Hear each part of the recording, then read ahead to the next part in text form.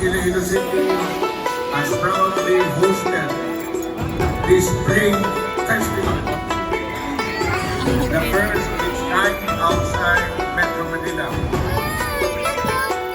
It reflects the deep roots of our Filipino-Chinese community that is seamlessly woven into the fabric of Ilocos life.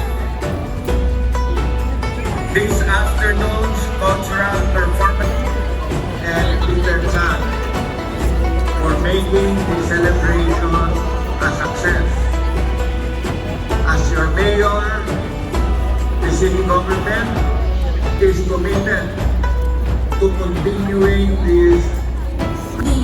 Allow me to read the message of Congresswoman Julian Jambarona, Mayor Jerry Peñas, Vice Mayor Jeffrey Canzon, Congressman Jojo, Department of Tourism 6 Regional Director, Ms. Santa Marlene P. Rodriguez, Mr. Alan Ryan.